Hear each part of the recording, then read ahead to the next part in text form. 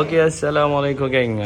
So hari ni kita ada kereta apa ni? Geng, kita ada ZC33 Turbo.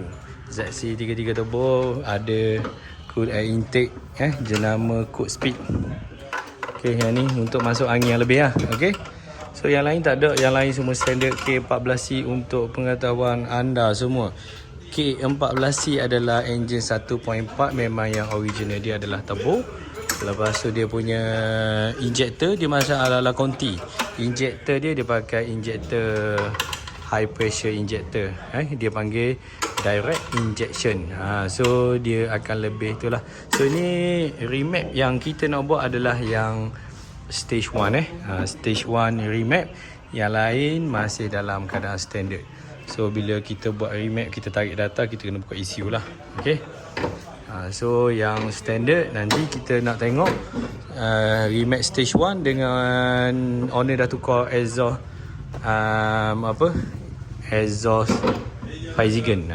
Okay, so kita tengok sebelum betul-betul standard berapa horsepower, selepas tukar exhaust dan kita remap stage 1 berapa horsepower. Okay, so jangan lupa yang belum, yang tengok untuk kita teruskan video seterusnya, yang belum lagi like, share, komen dan subscribe turbo.com.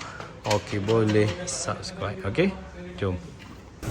Okey, so hari ni kita kena, sebelum kita nak remap, kita nak remap stage 1 tu, kita tukar cat bag dulu. Kita tukar cat bag. Okey. Ni cat bag dari jenama Faizigen geng. Faizigen Japan. Dia keluar satu je, daripada dua dia pergi ke satu je. So abang tukar. Yang ni lagi dia buka, memang dah tak ada dua lah. Ni owner bawa ni. Barang ni owner bawa, cuma kita pasang je lah. Okay. Ni nampak. Ni dia akan tukar kat sini ya. Ni tabung asal masih ada masih pakai. Okey, so kita tengok hasil pasang bunyi dia macam mana lagi. Nak buka masalah pula ni, melekat ni geng. Melekat. Kita kungfu. Abang memang kemah. Dah boleh buka dah. Okey, dah siap pasang geng. Tengok, kita dengar bunyi je pula ni. Tu dia. Dia mari saya ingat Faizigen dia mari saya ingat kecil je.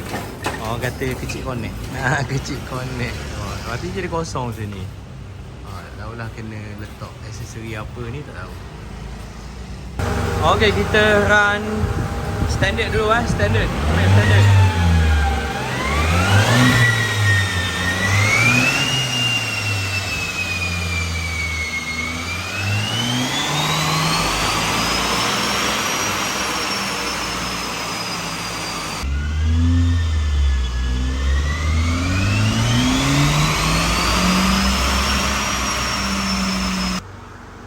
Okey, standard dia 144 144. Torque dia 224 Nm. So kita akan masuk map, kita akan tuning, kita akan masuk mapping lain. Okey, kita buat untuk stage 1. Kita akan ejar minyak dengan ignition lah. Okey, ni yang kita dah buat map, yang dah tune untuk stage 1.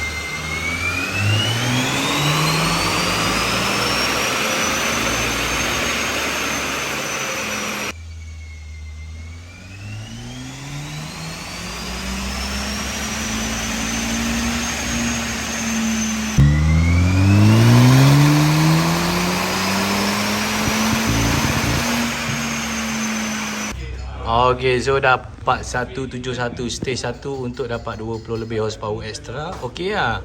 Not bad lah geng. 144, 17, 224, 283 dengan exhaust bisu, exhaust mok-mok ayah-ayah ni. Okey lah.